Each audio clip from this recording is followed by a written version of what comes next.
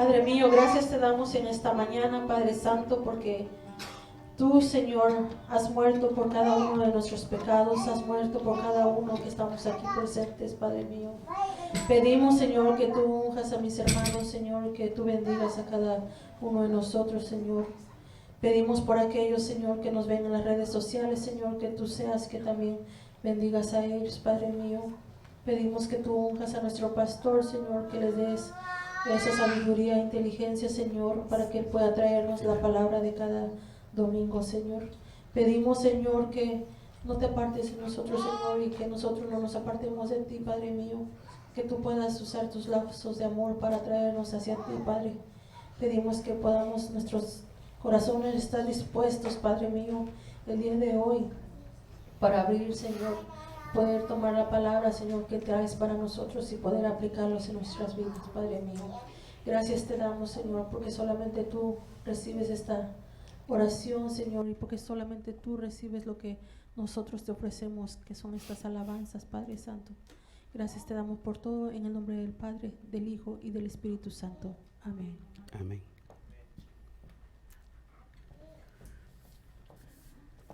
Gracias, hermanos. Recuérdense que tenemos allá atrás el arca de generosidad, el arca de las ofrendas. Sus diezmos, ofrendas, donaciones son bienvenidos para sostener este ministerio.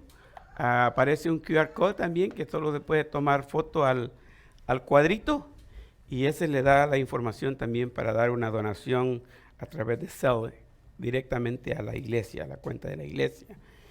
También quiero decir que está bajo construcción todavía, pero ya va avanzando la construcción de nuestra página web, ipsa.church.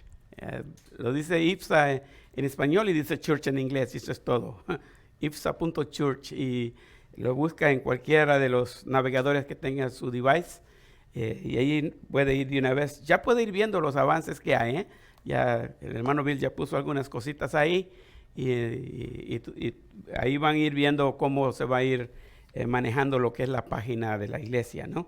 Es una bendición saber de eso, ¿no?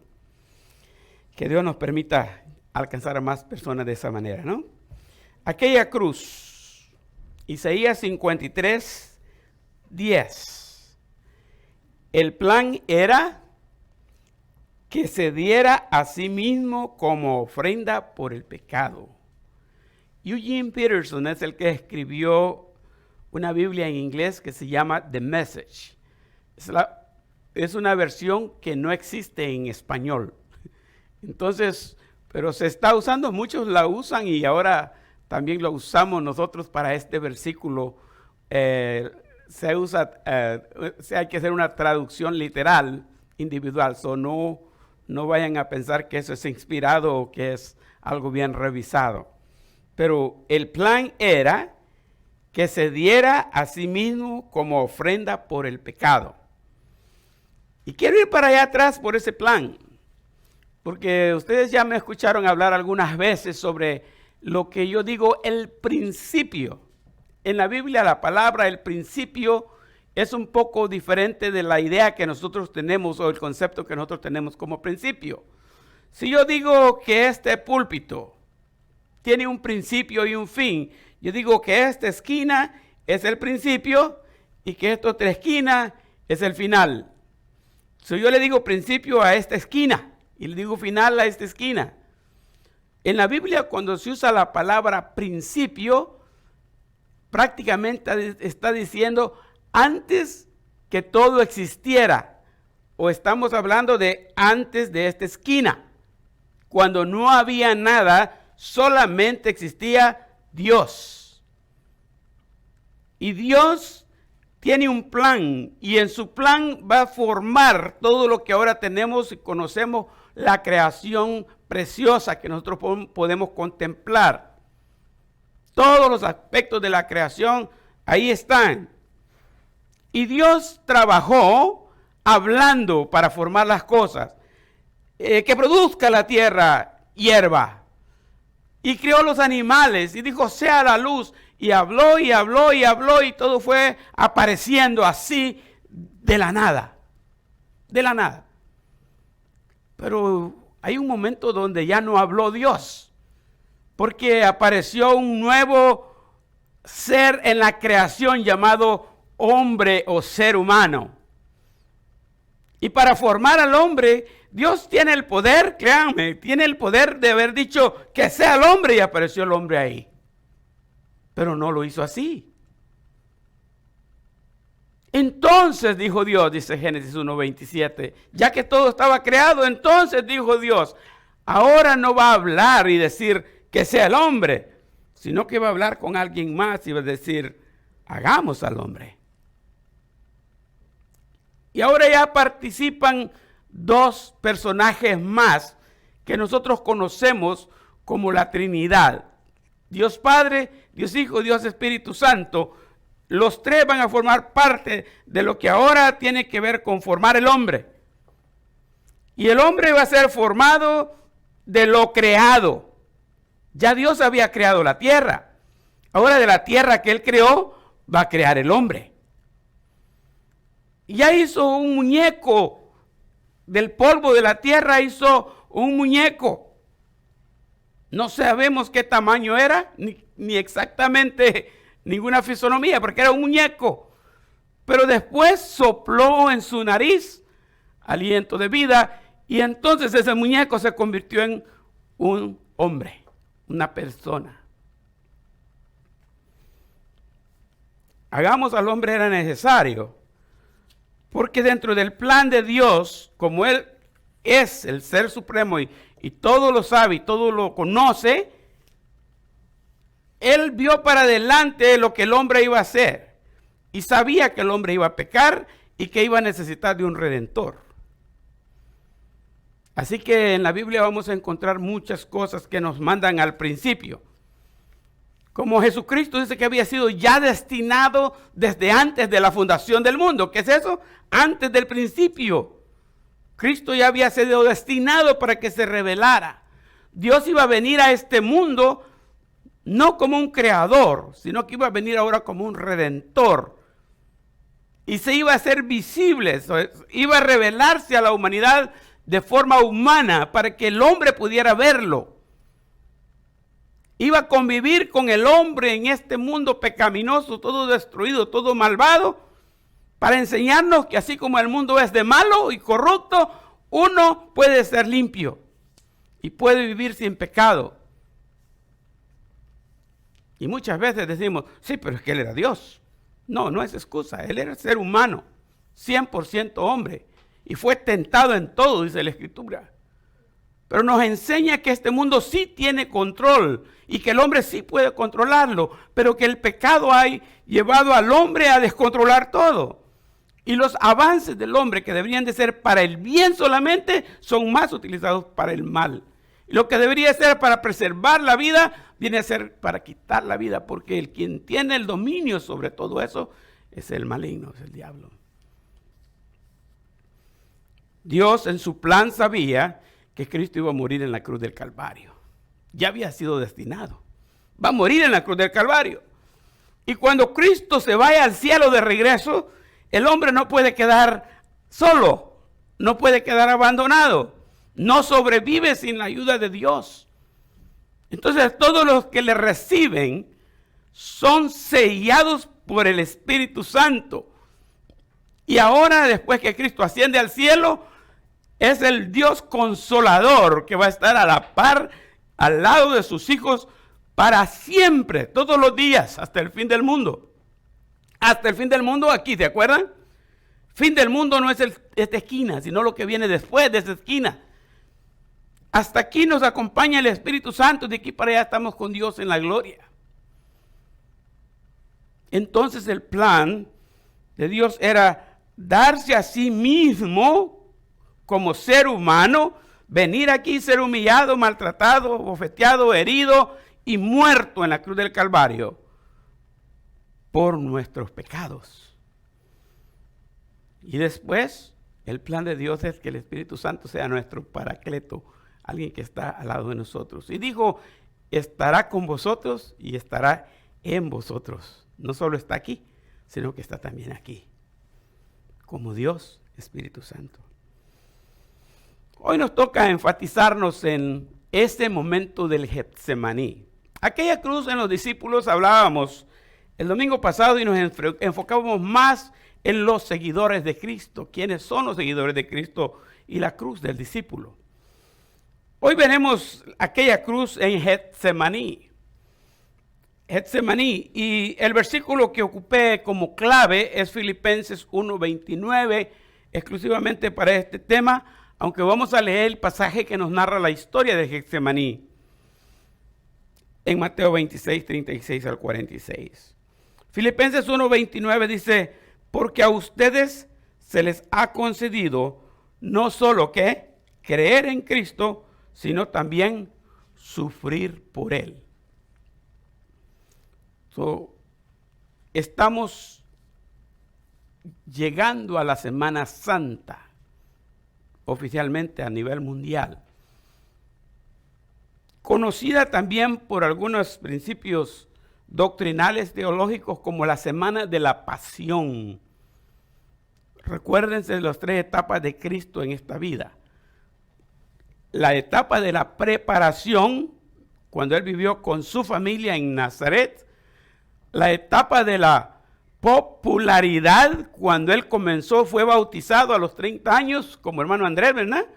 Fue bautizado a los 30 años y comenzó a cumplir el compromiso por el que vino a la tierra, porque el bautismo es una señal de compromiso, de entrega a la obra de Dios. Y Él vino con una misión, y es hasta los 30 años después de ser bautizado que va a comenzar a ejercer ese ministerio. Y va a hacerse popular, y va a sanar, y va a liberar demonios, va a hacer todas clases de milagros, y va a darse a conocer en todo el mundo y por todo el mundo. 3 años y medio es más o menos lo que duró su ministerio en esta tierra, porque su ministerio traía como principio, como algo principal, morir en una cruz. Y hacía algo por alrededor, y cuando ya parecía que lo iban a capturar, se desaparecía. Y dice la Biblia, porque todavía no había llegado su hora, porque aún no era tiempo. Pero cuando llegó la hora, Él en Getsemaní dijo, Padre, la hora ha llegado. Glorifica a tu Hijo, para que también tu Hijo te glorifique a ti, en San Juan 17. Y allí va a estar en Getsemaní Jesús. Pero la idea no es que nosotros solo creamos en Cristo. El proceso que vimos esta mañana era oír, creer y ser bautizado. Ahora el principio va a ser oír, creer, ser bautizado y después ¿qué? Sufrir por Él. Algunas veces al comenzar a discipular a alguien o al hacer amigos con alguien, la persona rápido empezaba a decirle, hay que diezmar. Y ustedes saben, el diezmo rápido corre a todo el mundo, ¿no? Rápido se echaban para atrás y no querían compromiso. El diezmo no se entiende hasta después que ha pasado por un proceso uno. Y después se da cuenta, wow, si yo no tengo nada, todo es de Dios. Y entonces comienza a sacrificar uno extra para la obra. Pero al final, créanme, el diezmo no es lo principal. Romanos 12:1 dice que nosotros debemos entregar nuestros cuerpos en sacrificio vivo, santo y agradable a Él, y que Él sea nuestro culto racional. Comience por el diezmo y usted va a decir, ya di el diezmo, hay que lo hagan. Para eso doy el diezmo, para que todos trabajen. Y usted se va a quedar cómodo. No, esa no es la idea. La idea no es que entregue su cartera, que entregue usted y que sirva a Dios usted. Ya si después usted quiere entregar la cartera, ya viene como añadidura.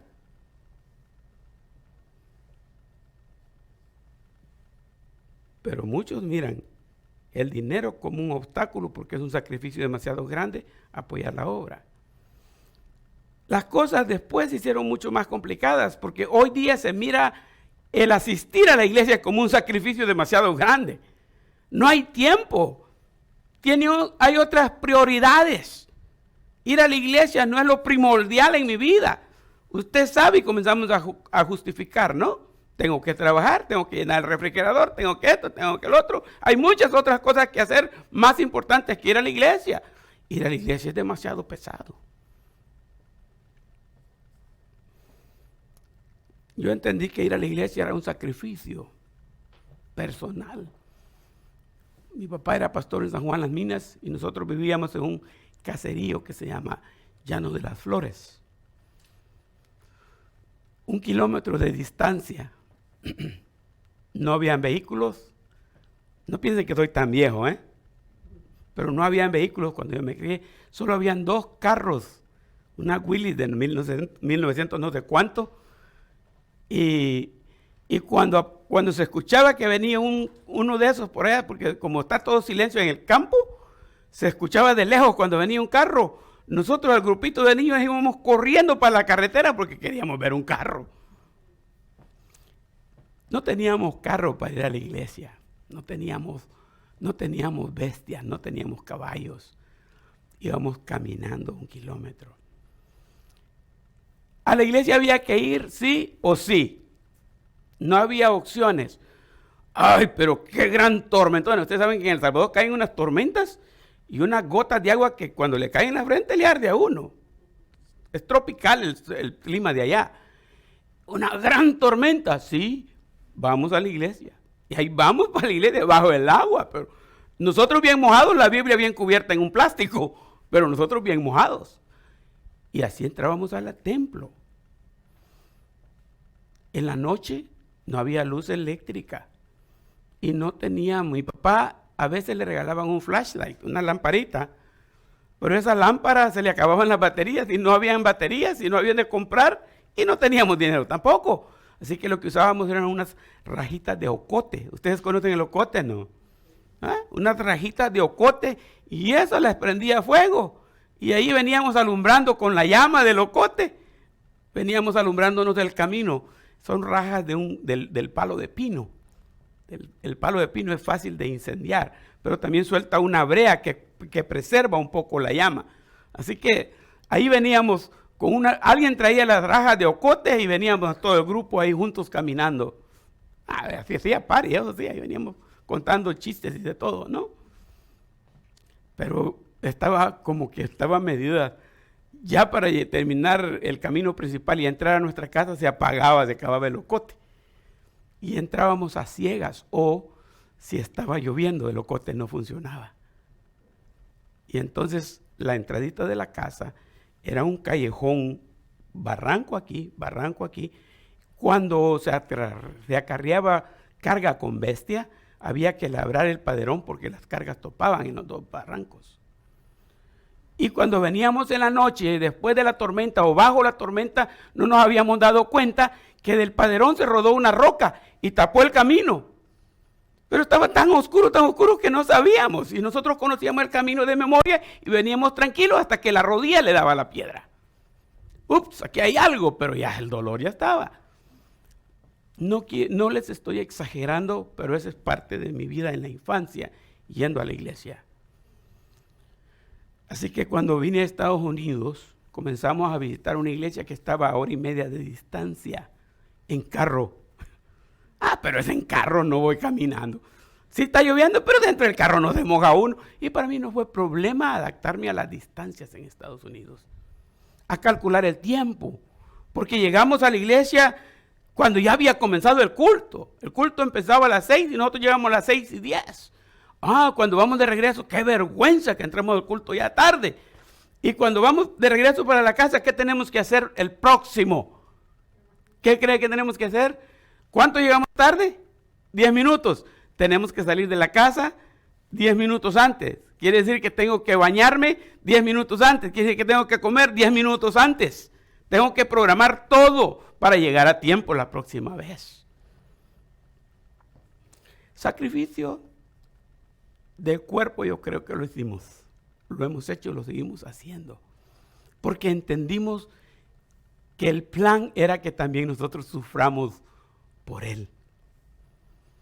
Y he entendido que en los sufrimientos que he pasado en la vida o que hemos pasado como familia, han sido algunos bien difíciles, pero he entendido que por muy serio que sea mi sufrir en este planeta, no va a ser nada comparado con el sacrificio que Cristo tuvo por mí en la cruz. Para nada. Lo que Él hizo no tiene comparación. Mateo 16, 36 al 40, dicen así los versículos. Entonces llegó Jesús con ellos a un lugar que se llama Getsemaní y dijo a sus discípulos: sentaos aquí, entre tanto que voy allí y oro. Y tomando a Pedro y a los dos hijos de Zebedeo, comenzó a entristecerse y a angustiarse en gran manera. Entonces Jesús les dijo: mi alma está muy triste hasta la muerte. Quedaos aquí y velad conmigo. Yendo un poco adelante, se postró sobre su rostro, orando y diciendo: Padre mío, si es posible, pase de mí esta copa, pero no sea como yo quiero, sino como tú. La historia es más amplia que eso y se puede leer despacio.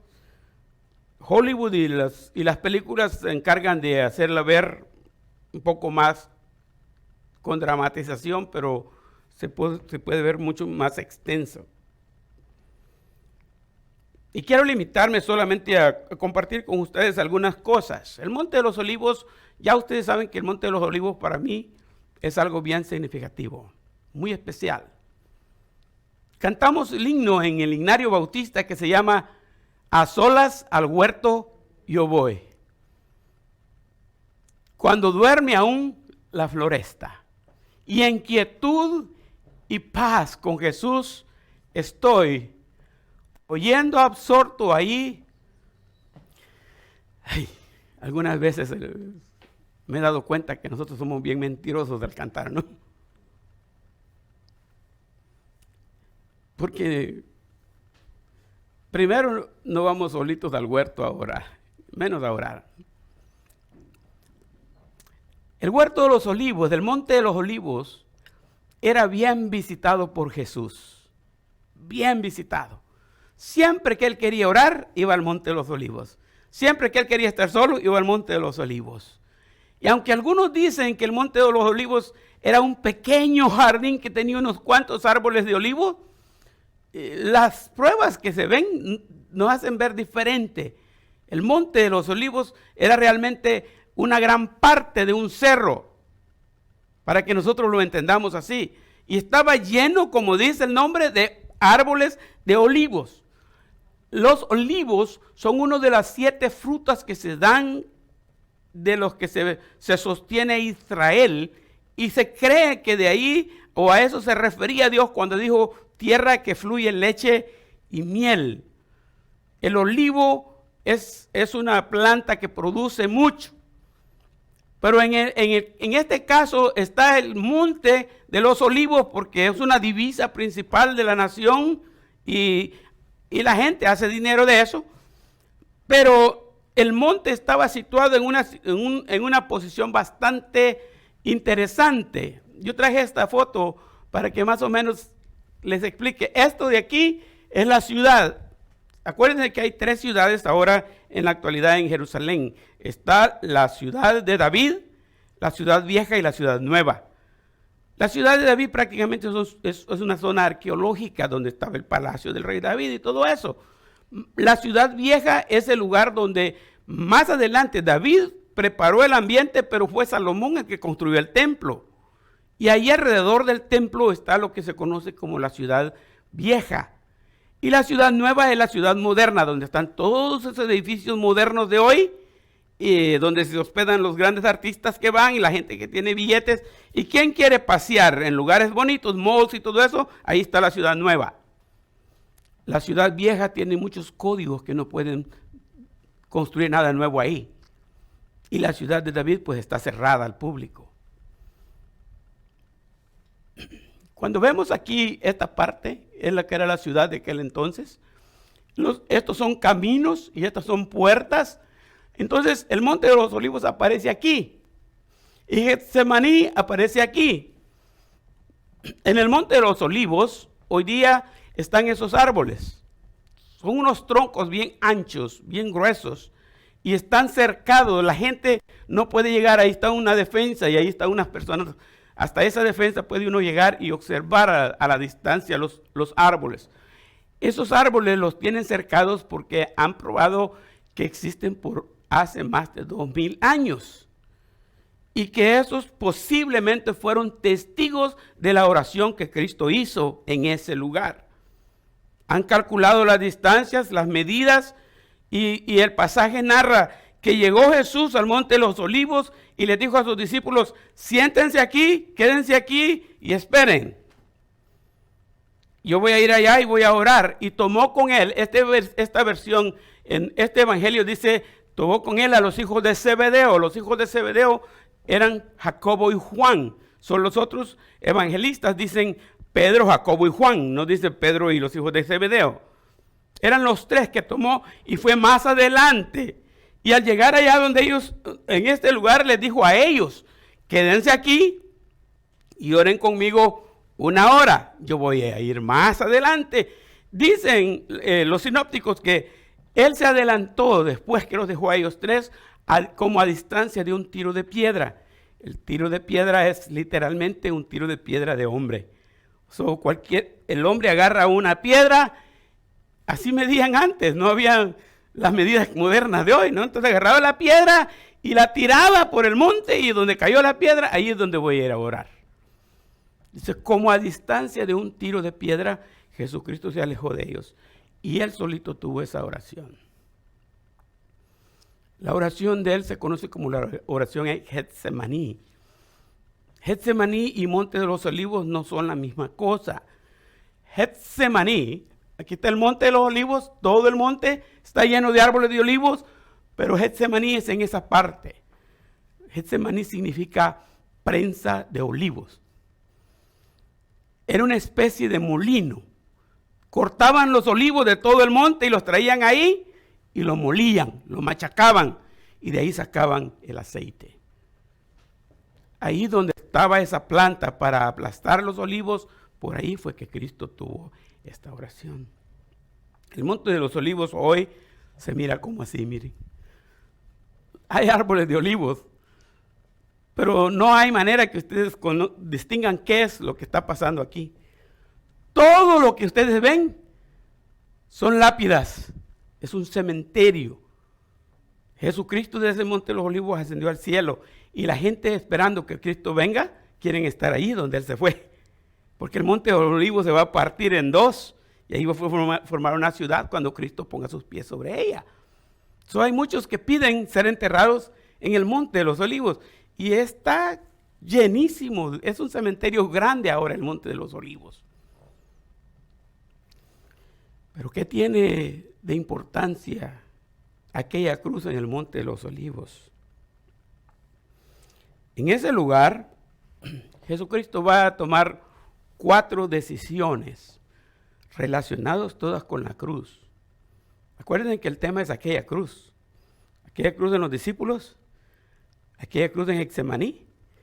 El domingo vamos a hablar de aquella cruz en el Monte Calvario, y el domingo de resurrección vamos a hablar de aquella cruz en la resurrección. La cruz estaba presente desde antes de la fundación del mundo, estaba en la mente de Dios.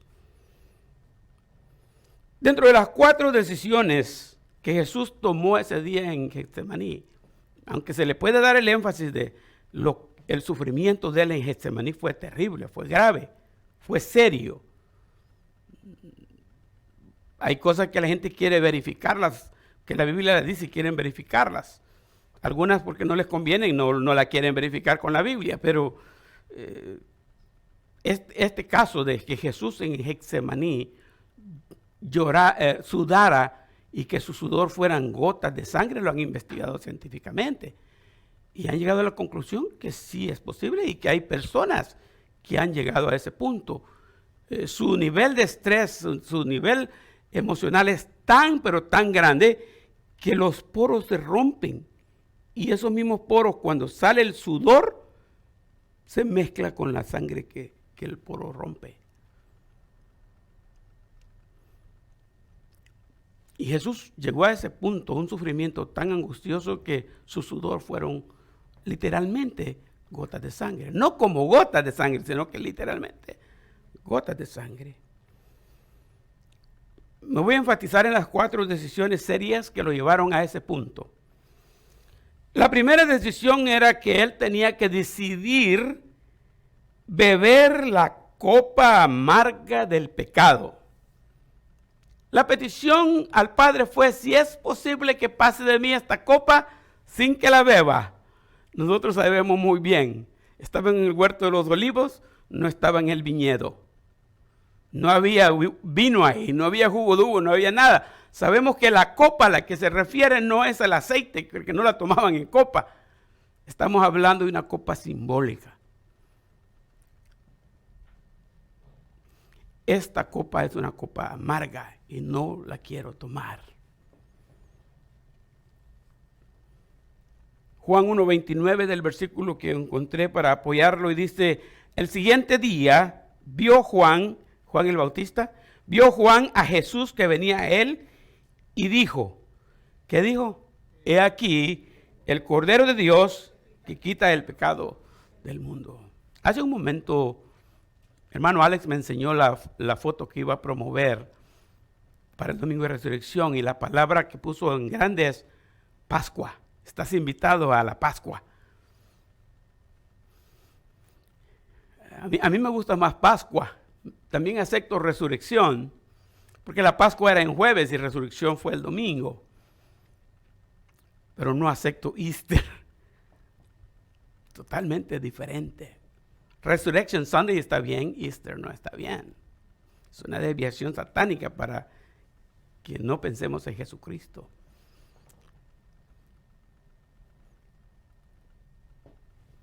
Cristo va a quitar el pecado del mundo como cordero. Esto sucedió el día de la Pascua. Cristo murió el día de la Pascua, cuando Israel celebraba la Pascua, conmemoraba la Pascua, cenó la Pascua con sus discípulos. Y esa Pascua fue la última cena de Jesucristo en esta tierra, y no por eso, pero ese fue el día que Él instituyó la Santa Cena para nosotros. Y se presentó como cordero. Así como dice Isaías 53, como cordero fue llevado al matadero. ¿Se acuerda del ciclo que hacía Israel desde el tiempo de la ley? Toda persona tenía que traer para el sacrificio un animalito. Según sus condiciones económicas, si no podía traer un cordero, tenía que traer, aunque sea 2 tórtolas y un palomino. O si no, una tórtola, o si no, un palomino. Pero toda persona tenía que traer un animalito para ser sacrificado ese día, para expiar los pecados de ellos. Ahora, lo que pasaba era que yo venía a expiar mis pecados, traía el animalito que era el que iba a morir por mi culpa, él iba a ser sacrificado, y mis pecados no iban a desaparecer, sino que se me iban a quitar y los iba a poner en una bolsa. ¿Ustedes saben qué pasa cuando nosotros sacamos la basura del basurero y la ponemos a un lado? Se nos vuelve a llenar el basurero y la volvemos a poner a un lado, y se nos vuelve a llenar el basurero y volvemos a poner a un lado. Se hace un basurero en la casa. Por todo el Antiguo Testamento, los pecados de toda la humanidad estaban guardados en una bolsa, porque eso es lo que hacían los animalitos sacrificados. Le hacían creer a la persona: ¡ay, qué descanso! Ya limpiaste tu pecado. Vete a seguir pecando. Es más, la gente ya tenía en mente, criaban los corderos para el sacrificio, porque ya sabían que iban a seguir pecando, y más corderos tenían que seguir matando. Por eso es que era necesario que un día apareciera un cordero, un solo cordero, para que hiciera, como dice Hebreos, con un solo sacrificio, perfectos para siempre a los santificados.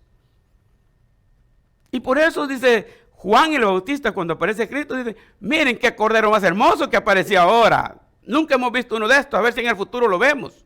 No digo así, Juan. Aquí está el Cordero de Dios que quita el pecado. Entonces, cuando Cristo muere en la cruz, sobre Él cayó el peso de todos los pecados de la gente del Antiguo Testamento. Ahí están los pecados de Job, los del rey David, aunque parezca alguien que no quiebra platos, José, todos los del Antiguo Testamento estaban en pecado y estaban en el Seol. Y David murió diciendo, no dejarás mi alma en el Seol. Él murió creyendo que un día Cristo lo iba a liberar del Seol. Pero para que fuera liberado David del Seol, Cristo tenía que morir en una cruz. Así que él está allí y dice, como cordero, tengo que quitar el pecado, no echarlo en otra bolsa. Tengo que agarrar todas esas bolsas y ese cochinero que está ahí del pasado, echármelo sobre mí.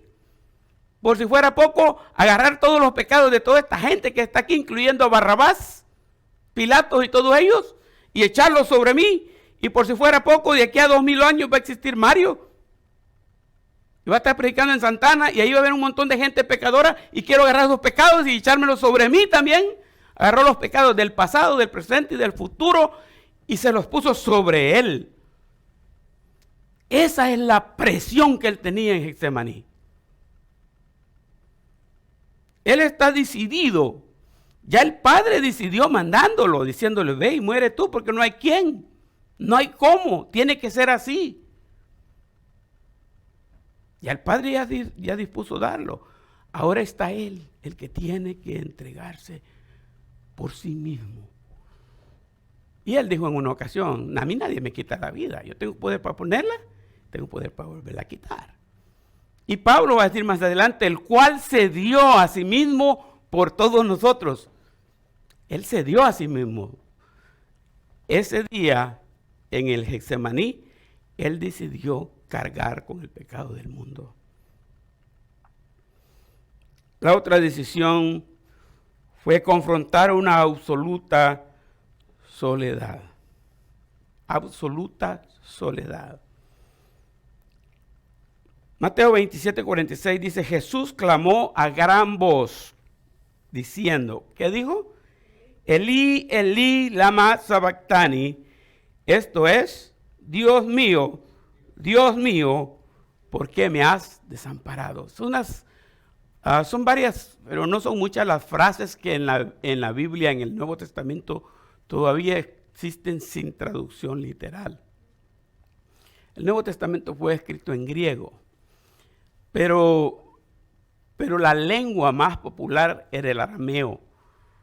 Elí, Elí, lama sabactani son palabras arameas, que cuando lo tradujeron al griego no las quitaron, las dejaron ahí.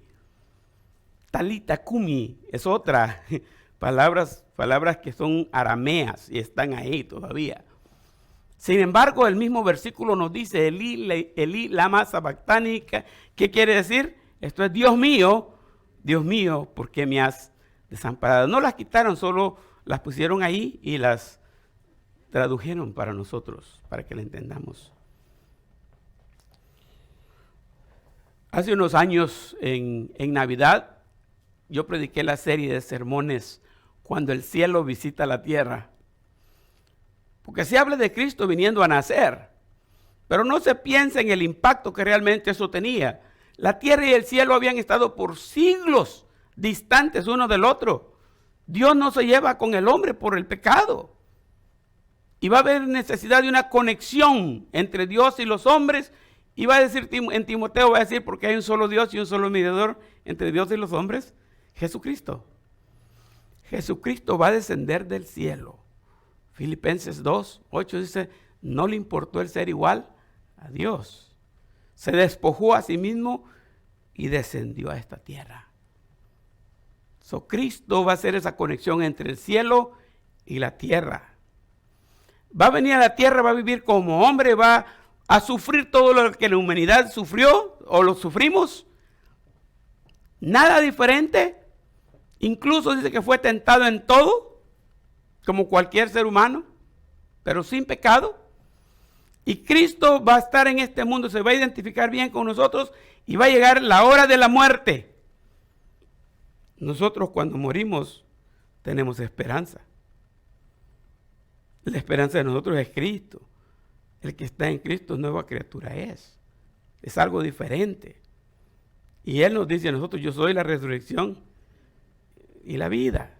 El que cree en mí, dicen que esté muerto, vivirá, y nos consolamos con esas palabras. Ahora piense un momento en Jesucristo. Hasta ese momento, Él no podía tener la fe en que alguien más había muerto y por eso iba a resucitar. No, Él es el primogénito de entre los muertos. Tiene que cargar con todo. Y mire, teológicamente hay esta afirmación que es crítica, es bien importante para nuestras bases doctrinales y teológicas. Cristo Jesús se hizo hombre 100% sin dejar de ser Dios 100%. 100% hombre, 100% Dios al mismo tiempo. Okay, está en la cruz, ¿verdad? Es Dios, es hombre. Pero hay un momentito en donde se tiene que desligar de Dios el Padre. Siempre el Padre le ha estado ayudando. Siempre han habido ángeles que le han estado fortaleciendo. Siempre ha habido algo.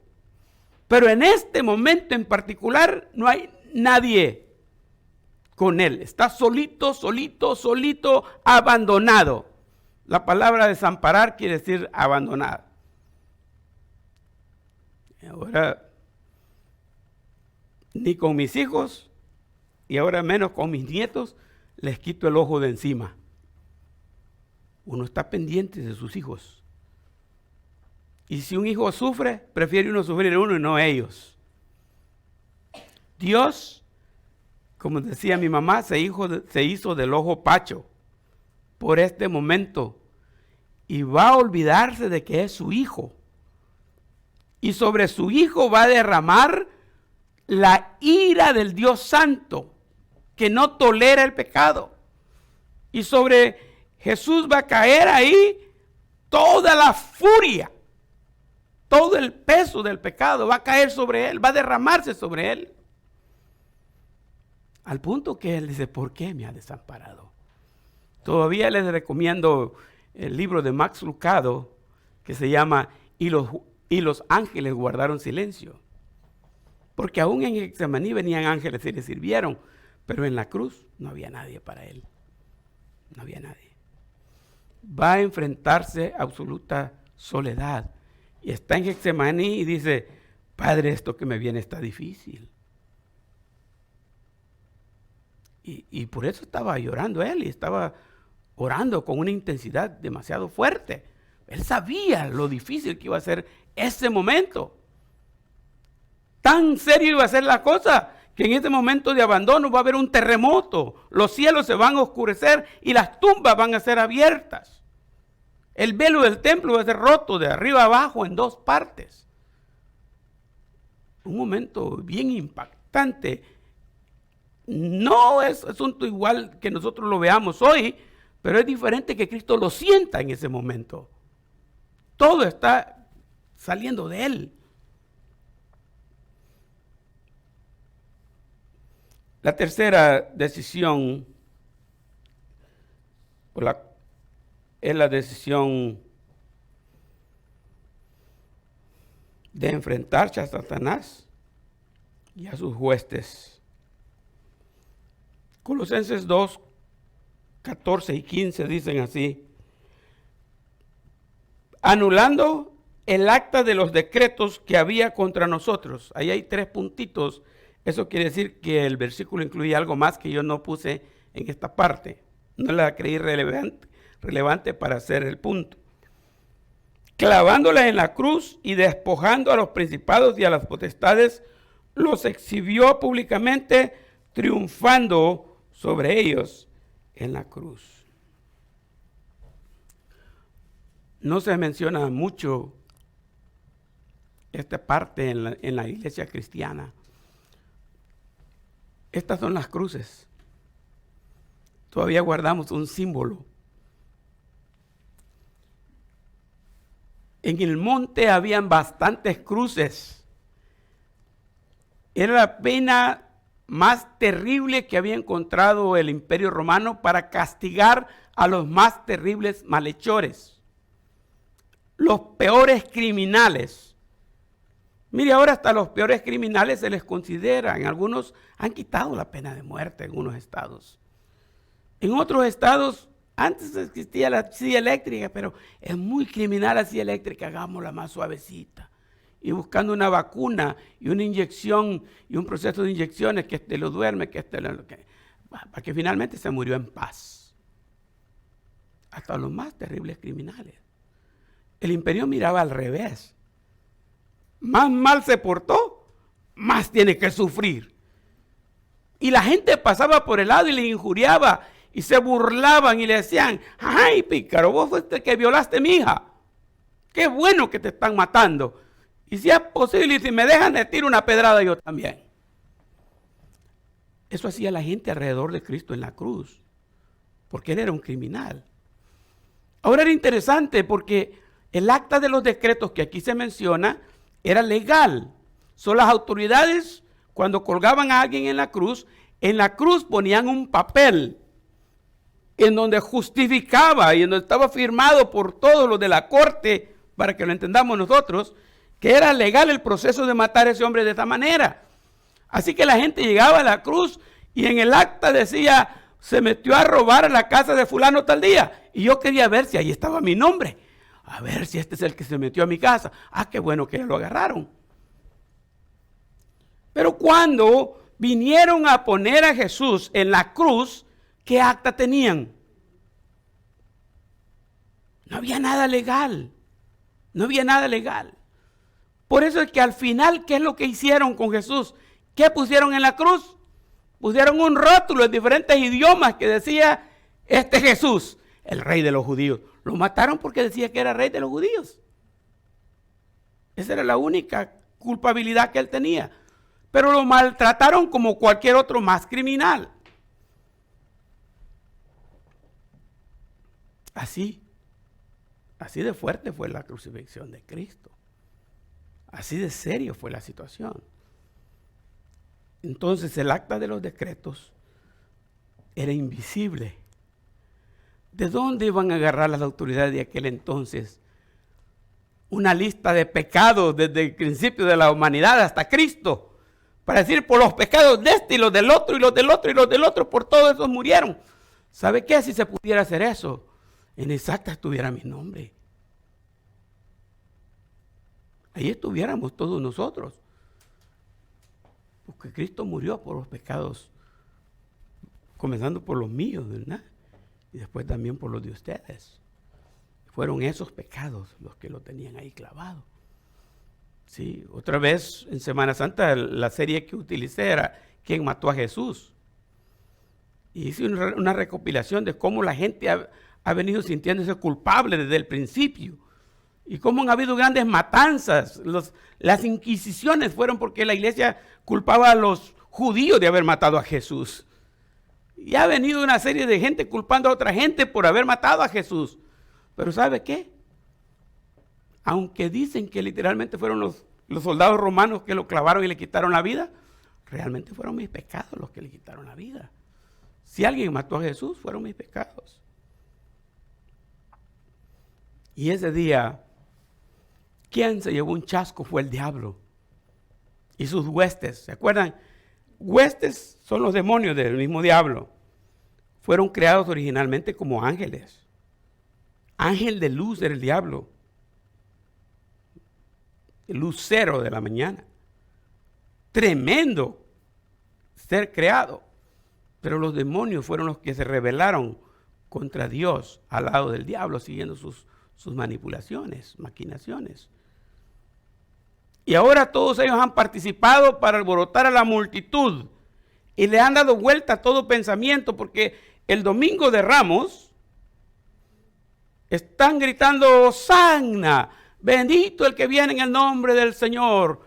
Y 3 días después, ¿qué están diciendo? Crucifíquenle. La misma gente ya está diciendo: crucifíquenle. En 3 días ha cambiado de opinión. El diablo había trabajado duro en esas masas de gente para poner presión sobre Pilato, sobre los gobiernos de aquel entonces y obligar prácticamente a que dieran ese dictamen sobre Jesús. Ahora yo me imagino al diablo, ¿no? O que el diablo trabaja así. Está usted peleando con su cónyuge por una cosita así bien pequeñita, pequeñita, insignificante, como comienzan los pleitos, las discusiones, y tremendo daño que hacen. Al final hasta terminan divorciándose, peleando niños, abandonando niños. Una situación terrible, terrible. Una cosita así pequeña. ¿Por qué? Porque el cónyuge mira que el otro cónyuge es el problema. Y aquel cónyuge mira que este otro cónyuge es el problema. Y al final ni uno de los dos es el problema es el diablo que está alborotándolos, que quiere destruir la familia. Por eso es que usted nunca tiene que ver el problema, sino que tiene que ver al que causa el problema. Y el diablo ha trabajado bastante, y alrededor de la cruz tiene gente alborotada y contentos que están deshaciéndose de la peste esa que alborotaba el pueblo. Así le decían a Jesús en sus propias palabras. Y el diablo contento finalmente hice lo que quería. ¿Pero qué pasaba? No, allí en la cruz, allí en esa misma cruz, donde el diablo pensaba que se iba a deshacer de él, Cristo derrotó al diablo, al pecado y la muerte en esa cruz. Y los exhibió públicamente. Yo pagué por los pecados de todos. Así que diablo, ya no tienes poder sobre nada.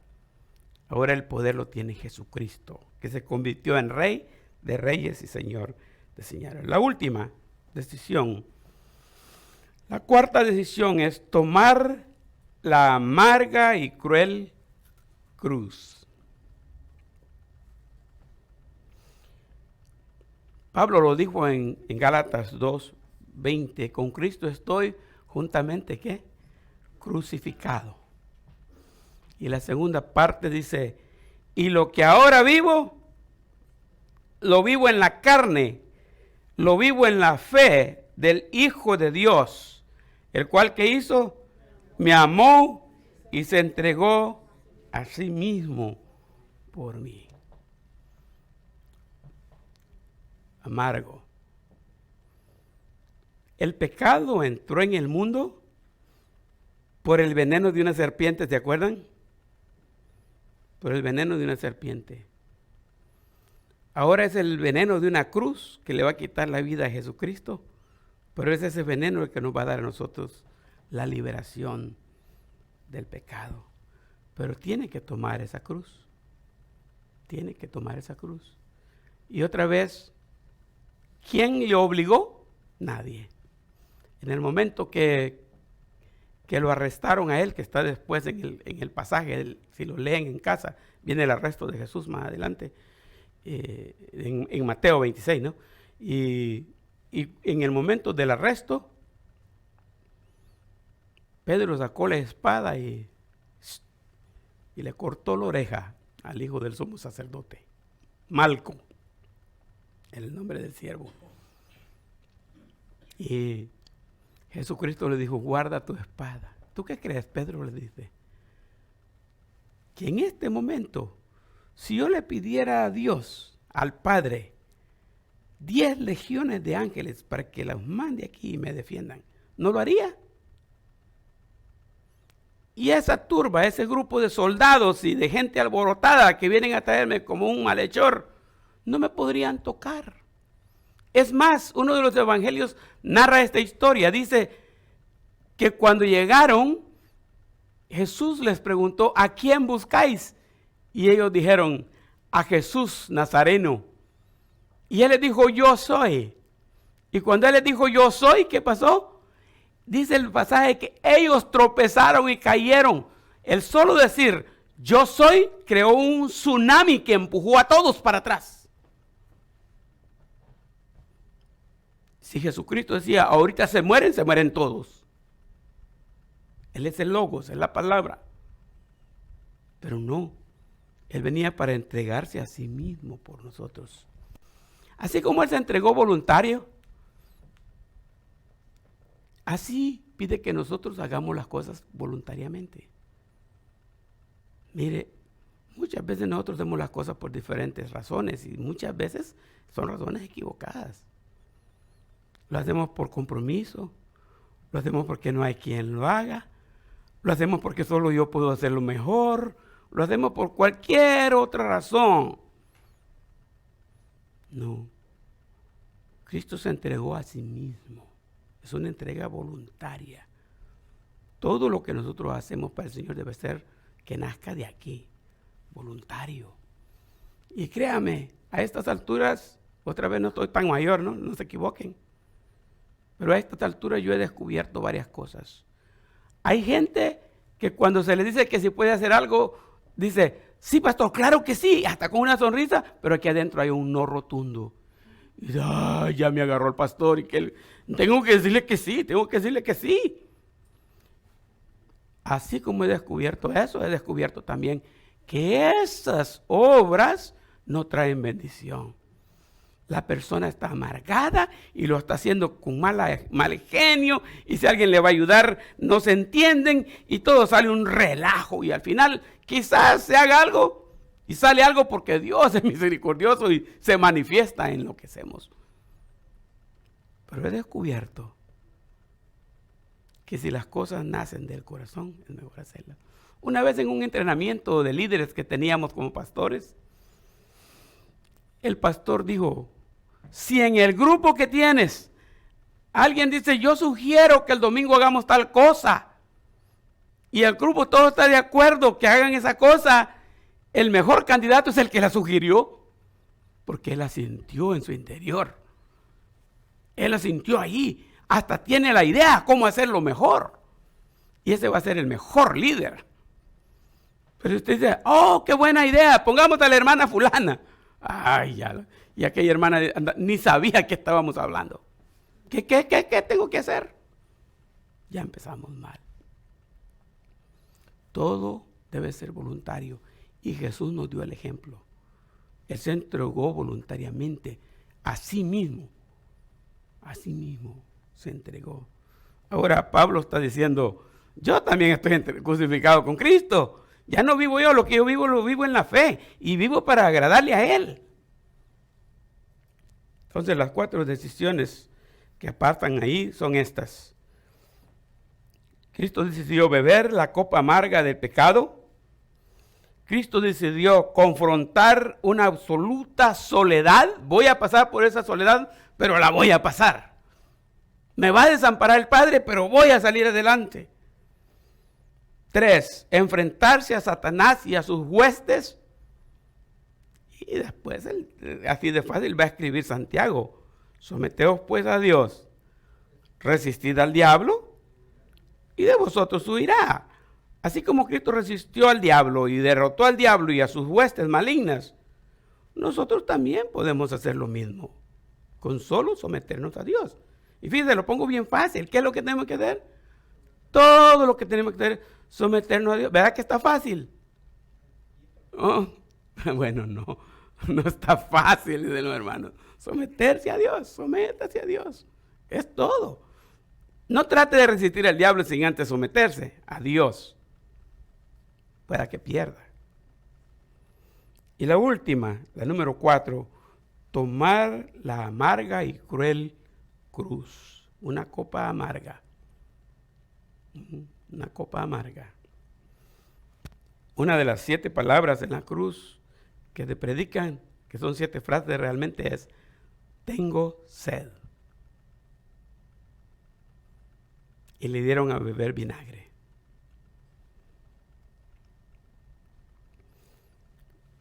La idea es que tengamos que sea algo para reflexionar nosotros hoy. Así como 4 decisiones hizo Jesús, 4 decisiones pido que consideren ustedes para hacerlas este día. 1, saber que el pecado es ¿qué? Créanme que la mayoría de veces pensamos que es sabroso pecar. Nos encanta pecar, por eso pecamos. Pero la amargura del pecado es la que no consideramos. Y como hijos de Dios debemos saber que el pecado trae amargura. Viene acompañada con una gran amargura. Va a destruir su vida, va a destruir la vida de su familia, va a destruir la iglesia, va a destruir su comunidad. porque el pecado eso es lo que hace, destruye.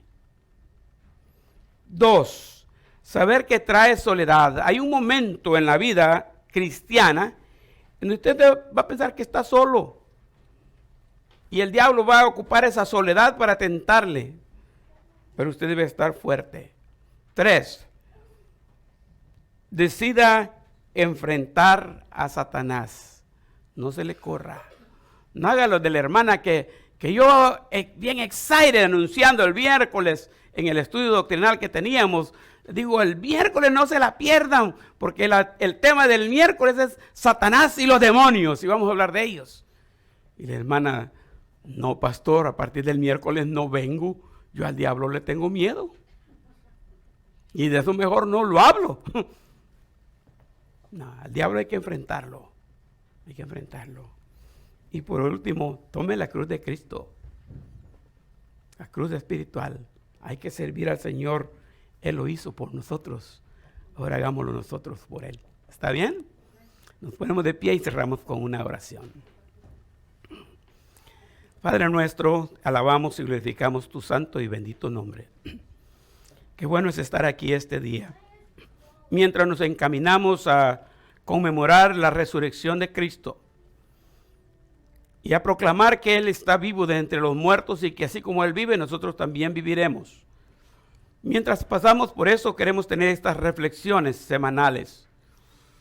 En el mundo tradicionalmente es una época de Cuaresma y se siguen más que todo tradiciones y costumbres. Nosotros queremos apegarnos a tu palabra y reflexionar en el poco tiempo que tenemos para estar en este templo, cosas sólidas que tu palabra nos enseña. Gracias por Jesucristo, gracias por el monte de los olivos, gracias por Getsemaní, que nos enseña que así como el olivo era prensado para sacar su jugo, así Jesucristo sería prensado en la cruz del Calvario y sería exprimido hasta sacar su última gota de sangre. Cuando el costado fue traspasado, ya no salió sangre, porque ya había derramado casi toda su sangre. Lo hizo por nosotros. Y es esa sangre que nos ha limpiado de nuestros pecados y ha limpiado de los pecados del mundo. Y esa sangre es la que tiene poder para llevarnos al cielo y proveernos de la vida eterna. Gracias, Dios, por este tiempo contigo. Ayúdanos para que lo que aquí hemos reflexionado sirva para que nosotros hagamos decisiones fuertes y que mostremos quiénes somos en Cristo Jesús. Danos tu gracia, danos la oportunidad de presentarnos a ti en sacrificio vivo. Mientras nos vamos a casa hoy, confiamos en tu omnipresencia. Tú vas con cada uno de nosotros, aunque nosotros vayamos en diferentes direcciones, tú vas con nosotros. Y estás para protegernos y cuidarnos. Pedimos tu bendición por cada uno de nosotros, para cada uno de nosotros, por nuestras familias, por esta semana que viene. Líbranos de cualquier peligro que el maleante esté a punto de causarnos. Tanto loco que anda allá afuera. Cuida a nuestros hijos en las escuelas. Por favor, ayúdanos a ser fuertes, buenos empleados, buenos patrones para que nuestro trabajo siempre exista y que tengamos la fuente de cómo vivir. Y ayúdanos para vivir siempre temerosos de ti, confiados en que tú eres al que nosotros le debemos nuestra vida y nuestro existir. Ayúdanos a estar de nuevo en la próxima ocasión. El grupo de oración los días martes. Gracias por escuchar nuestro clamor. A las reuniones que tenemos los días viernes, gracias por hablar a las mujeres y esos grupos de conexión que hay. Gracias por permitirnos el próximo domingo venir aquí. Si en tu voluntad está preservarnos la vida y si Jesucristo todavía no ha venido por su pueblo. Con tu paz y tu bendición nos encomendamos de este lugar. Lo pedimos en el nombre de Cristo Jesús. Amén. Amén. Dios nos bendiga, hermanos. Estamos despedidos.